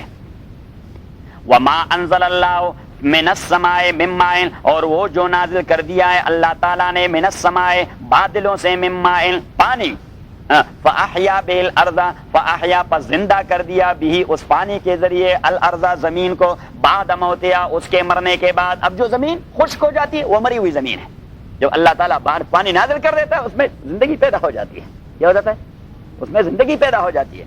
وما انزل اللہ, اور وہ جو نازل کر دیا ہے اللہ تعالیٰ نے, من السماء, بادلوں سے, من ماء, پانی, فاحیا زندہ کر دیا بھی اس پانی کے ذریعے الارض زمین بعد موتیا اس کے مرنے کے بعد وبث فیہا من کل دابہ وبث اور منتشر کر دیا بث منتشر کرنا وبث اور منتشر کر دیا فیہا اس زمین میں من کل دابۃ ہر قسم کے حیوانوں اور انسیکٹس اور پرندوں دابہ ہر وہ چیز جس میں روح آتی جاتی ہے جس میں روح آتی جاتی ہے سانس لیتی رہتی ہے اس کو دابہ کہتے ہیں دابہ کہتے ہیں تو اس میں یہ جو بیکٹیریا ہے اور جراثیم ہے اور پتہ نہیں وائرس ہے اور انسیکٹس ہیں اور کیڑے مکوڑے ہیں اور پرندے ہیں اور درندے ہیں اور چرندے ہیں اور یہ سارے وبث فیہا من کل اور دیکھیے جب زمین زندہ ہو جاتی ہے میਂہ برسنے کے ساتھ تو ان حیوانات اور انسیکٹس کی نقل و حرکت شروع ہو جاتی ہے اللہ کریم فرماتے ہیں کہ زمین کی زندگی کے ساتھ ہی زندگی شروع ہو جاتی ہے وبث فیہا من کل دابہ اور وہ جو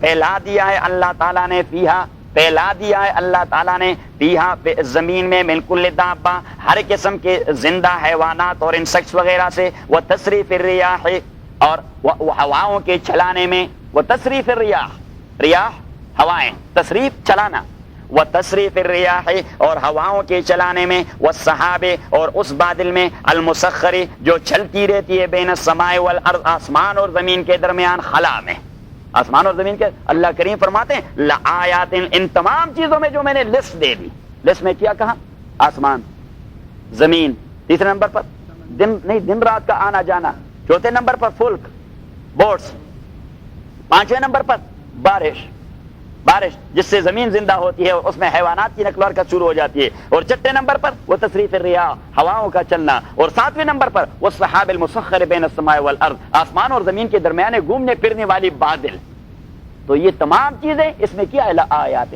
سائنس ہیں دلائل ہیں لآیات سائنس ہیں اور دلائل ہیں نشانیاں ہیں اور دلائل ہیں ہاں تینوں کے ذکر کر دیا لآیات دلائل ہیں اور سائنس ہیں نشانیاں ہیں لقوم لیکن ان لوگوں کے لیے یعقلون جو عقل رکھتے ہیں لقوم یعقلون بے وقوف نہیں جانتے ان چیزوں کو اللہ کریم فرماتے ہیں بے وقوف سے مخاطب نہیں ہو رہا ان سے مخاطب ہو رہا ہوں جن کو میں نے عقل سے نوازا ہے بے وقوف کیا کہے گا وہ تو کہے گا ایواپوریشن ہو گیا اور بس بارش بہت بارش صحیح بے وقوف کیا جانتا ہے وہ اللہ کے سائنس کو وہ اللہ کو نہیں جانتا تو سائنس کو خاک جانے گا جو آدمی اللہ کو نہ جانے اس کے قدرت کو کیا جانے قدرت کی نشانیوں کو کیا جانے دلائل توحید کو کیا اس لیے اللہ کریم نے اسپیسیفک کر دیا کہ لآیات لقوم یعقلون ان کے لیے جنہیں میں نے عقل سے نوازا ہے لآیات دلائل اور نشانیاں ہیں لقوم اس قوم کے لیے یعقلون جو عقل رکھتے ہیں اور عقل کرتے ہیں ومن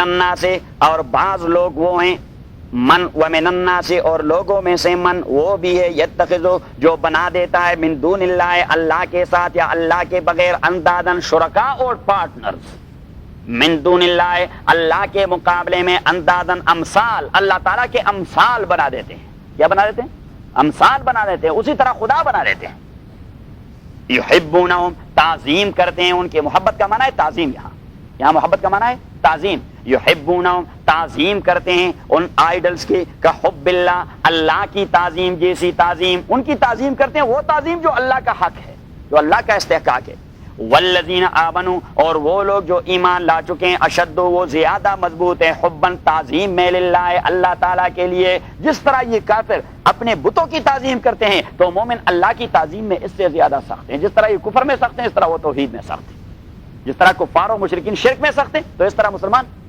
توحید میں پکا ہے ومن الناس اور لوگوں میں سے من وہ بھی ہے ومن الناس اور لوگوں میں سے من وہ بھی اب اللہ کریم نے فرمایا آیات لقوم یعقلون آیات لقوم یعقلون تو ابھی یہ اظہر بھائی کہے گا کہ ہاں عقل تو اللہ تعالیٰ نے سارے انسانوں کے لیے ہے تو اللہ کریم نے اسپیسیفک کیوں کر دیا لقوم یعقلون کہ یہ سائنس ہے ان کے لیے جو عقل رکھتے ہیں عقل تو سارے انسانوں کو ملی ہے اللہ کریم نے فرمایا خاک عقل ملی ہے جنہوں نے میرے ساتھ بت شریک بنا دیا وہ بھی عقل مند ہے وہ بھی عقل مند ہے وہاں ہندوستان کے ہندوؤں کے دو بت ہیں ایک مندر میں دو بت ہیں ایک مندر میں ان کے بڑے محترم بت ہیں ایک مرد اور ایک عورت اور ان کی جو باڑی ہے وہ اندر سے کوکلی ہے تو جب تہوار کے لیے آ جاتے ہیں تو اپنے ساتھ دودھ لے آتے ہیں کیا لے آتے ہیں ہاں دودھ لے آتے ہیں تو دودھ اس مرد اور عورت کے منہ میں ڈال دیتے ہیں وہ جو آئیڈل ہے جو مورتی ہے جو اسٹیچو کھڑا ہے اس میں ڈال دیتے ہیں اور ان کی شرمگاہ سے وہ نیچے ٹونٹی کی طرح آ جاتی ہے وہ دودھ اللہ اکبر شرمگاہ بھی بنا دی پرائیویٹ پارٹ بھی بنا دیا ہے، پرائیویٹ پارٹ بھی کوکھلا ہے تو اس نیچے دوسرا برتن رکھ دیتے ہیں، تو وہ پھر ساتھ لا کر تبرک کے طور پر لوگوں کو تقسیم کروا دیتے ہیں۔ یہ بھی عقل ہے، عقل مندی ہے۔ اللہ کریم نے فرمایا اچھا آپ ان لوگوں کو بھی عقل مند کہیں گے؟ تو رائٹ اوے اس خدشے کو زائل کر دیا کہ ابھی اظہر اور وامق کہہ دے گا کہ ہاں عقل تو سارے انسانوں کے، اللہ کریم نے فرمایا خاک عقل ہے، من یتخذ اندادا یحبونہم کحب اللہ، جو اللہ کے مقابلے میں مورتیاں بنا کر اسے تعظیم دیتے ہیں جو تعظیم اللہ کا استحقاق ہے۔ ومن الناس، اور لوگوں میں سے، من وہ لوگ ہیں، اور بعض لوگوں میں سے من وہ بے وقوف بھی ہے، آپ یہ کہہ سکتے ہیں من کے وہ بے وقوف بھی ہے، یتخذو جو بنا دیتا ہے من دون اللہ اللہ کے مقابلے میں اندادن امثال آئیڈلز اسٹیچوز، یحبونہم جو تعظیم کر دیتے ہیں اور ان کی کہ حب اللہ اللہ کی تعظیم جیسی، والذین اور وہ لوگ آمنو جو ایمان لا چکے ہیں، اشد وہ زیادہ مضبوط ہیں، حباً تعظیم کرنے میں للہ اللہ کے لیے، ولو یری الذین ظلموا اذ یرون العذاب ان القوۃ للہ جمیعا، ولو